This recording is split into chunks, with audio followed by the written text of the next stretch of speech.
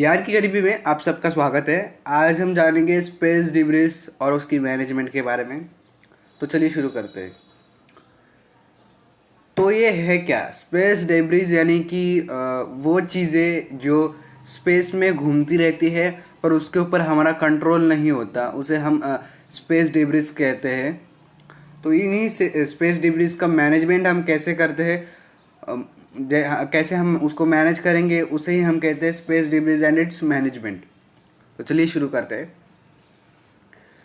So guys, जब हमने artificial satellite डाले थे उनके ऑर्बिट्स में, तो बहुत कुछ धीरे धीरे रिवॉल्व करने लगा और बहुत चीज़ें रिवॉल्व करने लगी उस सैटेलाइट के साथ उनके ऑर्बिट में।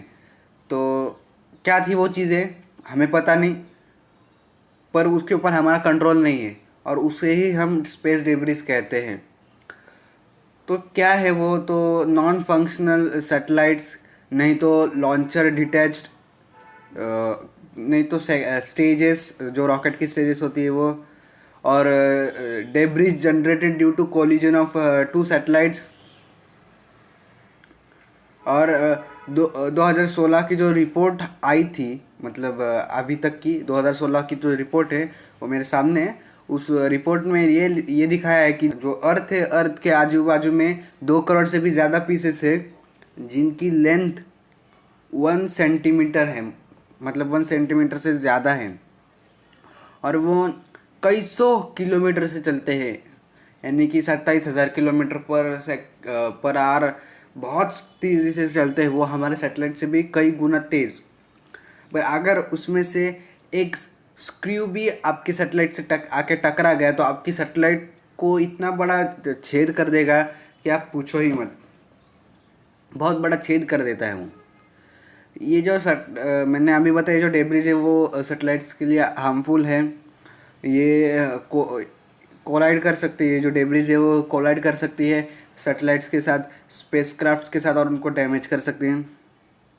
वो जो डेब्रिस हैं वो डे बाय डे इंक्रीज हो रहे हैं, पर उसको कम कैसे किया जाए ये अभी तक किसी को पता नहीं है।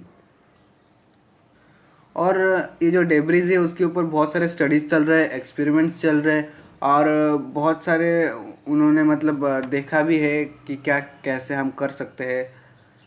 मतलब वो सब उनका अभी व्हाट डू यू से स्टडी चल रहा है, और वो जो चीज़ें हैं वो ऑब्जर्वेशन में हैं, और होप सो इसके ऊपर सॉल्यूशन निकले जल्द से जल्द, और फिर सैटेलाइट्स और स्पेसक्राफ्ट्स को कोई भी डेंजर ना हो इससे आगे। तो हम इसको एक होप तो दे सकते हैं, क्योंकि हमारे जो साइंटिस्ट है वो दिन रात एक करके एक सब काम में जुटे हुए हैं। तो इससे मतलब फ़ायदा क्या है? सो गाइस, आपको सिर्फ इतना ही पता है कि हमारे अर्थ के ऑर्बिट में, अर्थ के आजू बाजू में है, पर जो हमारा स्पेस है वो स्पेस इतना बड़ा है कि हमारे जो अर्थ के जो ऑर्बिट्स है वो बहुत कम है उसके सामने। अगर आप हमारे सिर्फ सोलर सिस्टम से ही कंपेयर करोगे तो आप अर्थ का ऑर्बिट देखो, और मून या सन वो भी छोड़ दो, आप जुपिटर का ऑर्बिट देखो। जुपिटर का ऑर्बिट इतना बड़ा है कि उसमें 2 से 3 बहुत बड़े बड़े अर्थ्स आ सकते हैं उसमें, इसलिए बहुत बड़ा है। हम कुछ कह नहीं सकते इसके ऊपर। तो आई होप आपको वीडियो अच्छी लगी होगी। ज्ञान की घर भी सबसे बड़ी। जय हिंद, जय भारत।